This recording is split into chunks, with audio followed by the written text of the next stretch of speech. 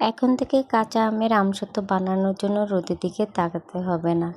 কোনোরকম ঝামেলা ছাড়াই চুলায় বানিয়ে ফেলুন ঝটপট কাঁচা আমের আমসত্ত্ব বা পাকা আমের আমসত্ত্ব। তো প্রথমে আমি কাঁচা আম দুটি নিয়ে নিচ্ছি। নেওয়ার পরে এখন এগুলো ভালো করে ধুয়ে খোসা ছাড়িয়ে নেব। আপনারা ইচ্ছা করলে বটি দিয়ে ছাড়িয়ে নিতে পারেন। আমি এভাবে ছাড়াচ্ছি, যে যার সুবিধা মতো আর কি। দেখুন আমার খোসা ছাড়ানো হয়ে গেছে। এরপরে আমি ফালা করে নেব, কেটে কেটে নেব।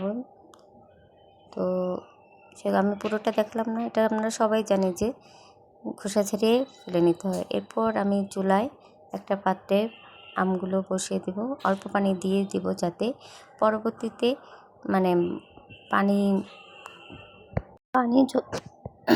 যত কম দেবেন ততই জাল দিতে সুবিধা হবে। তা এই তো আমার সিদ্ধ হয়ে গেল। এরপর আমি ছেঁকে নেব, কারণ আঁশ থাকলে ওটা পারফেক্ট আপনার আমসত্ত্ব হবে না, খেতে ভালো লাগবে না। এরপর আমি ছেঁকে নিয়েছি। এরপর একটা তো ছাঁকা হয়ে গেল। এরপর আমি একটি কড়াইতে চিনি দিব 1 কাপ। এটা হলো আমের মানে মিষ্টি টক বুঝে, আমার আমটা টক ছিল তাই আমি 1 কাপ দিয়েছি। যারা মিষ্টি বেশি খান তারা মিষ্টি কমও দিতে পারেন, বেশি দিতে পারেন, এটা আপনাদের ব্যাপার।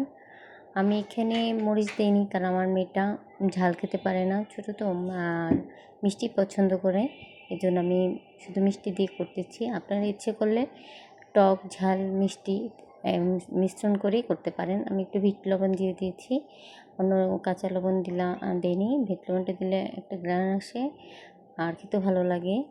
তারপর আমি নাড়তেই থাকবো যতক্ষণ পর্যন্ত না ঘন হবে, আঠা আঠা হবে, ততক্ষণ আমি নাড়তে থাকবো।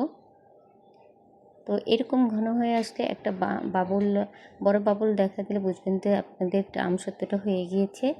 এরপর আমি একটি স্টিলের পাত্রে আমি সরিষার তেল দিয়ে মাখিয়ে রেখেছি, যাতে ওইটা আমসত্ত্বটা যখন দিব ওটা শুকিয়ে গেলে উঠাতে সুবিধা হয়। তো আমি এখন পাত্রে ঢেলে নিলাম, ভালো করে মিশিয়ে নেব। দেখুন মিশিয়ে নিচ্ছি।